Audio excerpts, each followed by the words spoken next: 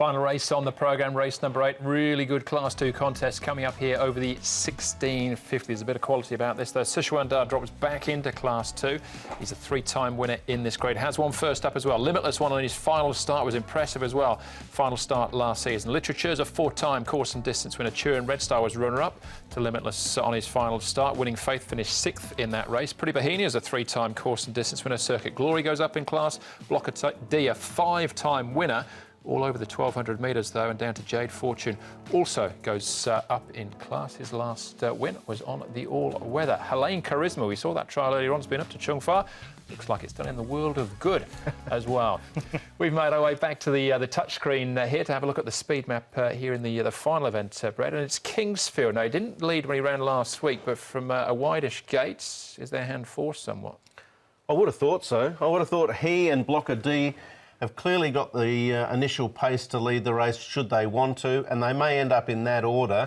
Blocker D, if he's going to run the mile, probably needs to get a little bit of cover, I would have thought, whereas Kingsfield may be a little bit more accustomed to the longer trip. Circuit Glory's now with Tony Cruz, and Tony generally likes to have them pretty handy.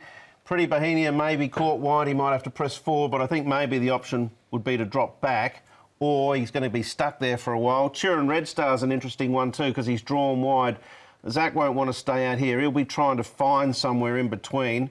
And Limitless, where he ends up, well, how long's a piece of string, really? I mean, he got a good run last start from barrier number 8 and ended up going on to win. But where he ends up from barrier number 8 this time, I'm not sure.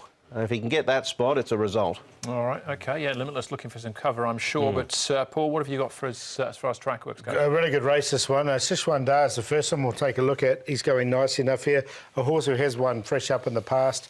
You can see he's super keen as well. Only a slow time, but he's not being let go. He's under a really good hold, as Sichuan Dan does like Happy Valley, as we know. Circuit Glory's been going well. He's come up early favourite, albeit at $6, but he's now with Tony Cruz. And he's been here for a little while now, seems to have acclimatised nicely enough, and Tony Cruz has got him going pretty well. And Jade Fortune thought would show him. He does like the surface, the all-weather surface, I should say. I thought he was just niggled along a couple of times in a bit of his track work, so I don't think he was going as well at the start of this season as he was the end of last season. So, and I'm a big fan of the horses. Yeah, what's your theory about him, though, as far as was it him you had the theory about the weights with him? Yeah, he does... a horse that does need to carry lighter weights. Yeah, OK. Well, he's up in class here. Jade Fortune. That's where we're going to start, in actual fact.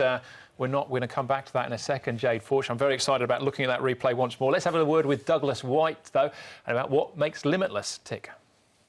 I think it's down to a lot of timing and patience. He's been a real difficult horse head case, you know, and I think, well, I'm hoping that the penny's eventually dropped and that he's starting to understand what racing's all about and what's necessary of him in order to win races and put his best foot forward. I've been on him in the mornings and he seems to be going well. We did a jump out last week and I sat behind and sort of ran up next to my partners, and he did that comfortably. So I'm hoping he takes that work and that mental frame to the races, and if he can do that, he'll be very competitive. Does Happy Valley as a track suit him as well?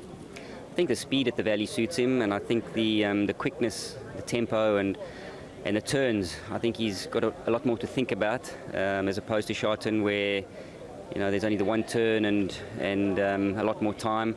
So I think from a pace and a track point of view, it suits him. He's a horse who came here with quite high hopes. He won the Britannia in the UK prior to coming over here. Do you feel like he is a talented horse?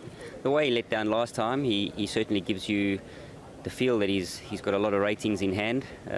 He's done a lot of things wrong. Even when he won the Britannia, he went left and right, and so he's got a few issues. But as I said, the work that I've done on him this season and the way he's felt, I'm hoping that the time and the patience has paid off, and he's now learning what the game's all about. And yes, to answer your question there, if he does get better with his racing manners improve, there is a lot of ratings in hand. Defrocked was his name when he raced in the UK. Jamie Osborne used to train him there. Let's get back to the Jade Fortune replay. I was so excited to show you before.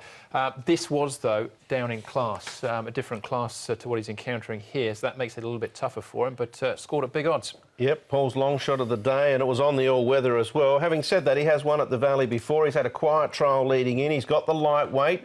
Keith Young will ride him for the first time, and it's his second run in this class. So there are a few little sort of negatives. Yeah, I just... Look, I'm a big fan of the horse, but I'm not going to put him in because I just wonder about is he going as well as when he did win this race. It was a hard-run race on the all-weather, and he did, he bet Circuit Glory on that day and did win nicely enough.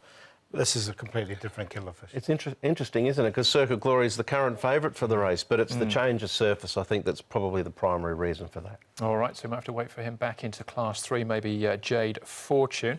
Next group we're going to have a look at here. Literature finishes in third place. We know he's a tricky customer as well, Literature, but when he's good, he's pretty good. Winning Faith had a really solid campaign last season, and Helene Charisma, well, he's another tricky customer himself, but there's some ability there. There is a few tricky customers in this race. There's a lot of old faves in this race. There isn't there? I mean, Literature is similar to Limitless in the respect that he's got a few quirks, but when he puts everything together, when he did win that race from last, it was pretty impressive last season. He's been placed 3 times in this grade, and I think he's up to winning it as well. His track work's been pretty good, so I'm actually going to side with him. Yeah, look, it's worth noting too that Winning Faith has come out and run a really good trial leading into this race. He weakened out there, but it's worth taking a look at this trial because the freshen up, I think, has done him the world of good. All right, well, that's him Winning Faith. The other horses to keep an eye on. This is Circuit Glory, pretty prominent, and Sichuan Da, quite quiet out the back. Sichuan Da is a noted horse that runs well fresh, and he's drawn 5. He's got the weight to carry, which is always a concern for him because he's not an overly big horse. But he's shown in the past he can handle this class. He's won 3 times. He'll go in for me. Circuit Glory will go in too. John Moore's just starting to get him to go right. He has changed stable and gone from John to Tony Cruz. I think there's more improvement to come and he'll run well. And Winning Faith, this was a super trial leading in and he was a bit of a revelation last season. Yeah, I just wonder if he climbed the ratings too quickly, but I've definitely got Circuit Glory in there.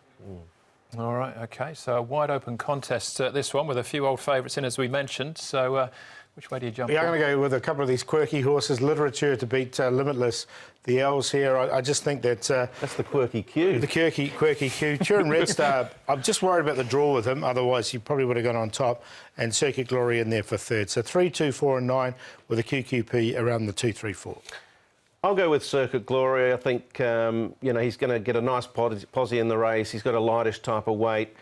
You'll get an each-way price about him. Winning Faith, Sichuan Da, Turin Red Star just has an awkward barrier, so that makes it tough for him. I went 9, 5, 1, 4, but there's probably, 10 out of the 12 you could throw into the tip somewhere, I would have thought. Yeah, it's a good race, this one. I'm contractually obliged to tip Limitless when he runs, but I do think he's got a good chance, like Kingsfield as well, at an each-way price. As far as stats are concerned, we're looking at...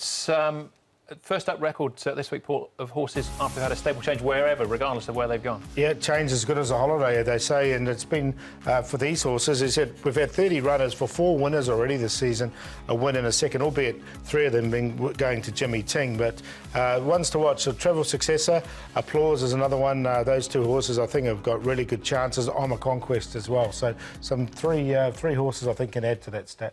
All right, OK, and Jimmy can have a good night again on Wednesday. Best bets, though, Paul? Yeah, I'm going to go with E-Super. I just think he's quite well rated at the moment, and in a 1,000 metres he goes really well fresh, and he'd be a good each-way price. He's $10 currently. On the Conquest, another one, he's around the $20 mark. One of those stable change horses I talked to. He's drawn 12, so he's got options. He went forward last time. He can go back. Blinkers go back on him. Play in race 6, 1, 3 and 10. I'll go race 2. There's quite a few winning hopes, but I think all you need on an each-way basis from a good barrier can posse up and get the run of the race. Superwise race 6, number 7, coming back to 1,000. First time at the Valley, that trip can run well. And my play is 80-80 the banker with Shanghai Master, Smart Boy, Speedy King and Tennessee Boss in race 7 trio. All right, best bet, super form for Tony Millard and Karis Teaton. Karis had a fantastic weekend with the 3 winners. Hope that can continue. And Kingsfield should be an each-way price in a very competitive final event. Good run last week. Matthew Poon taking 5 off, and we'll go the QQP in race 3, 1, 2 and 4. So looking forward to a big night at Happy Valley, and it should be a fine night as well.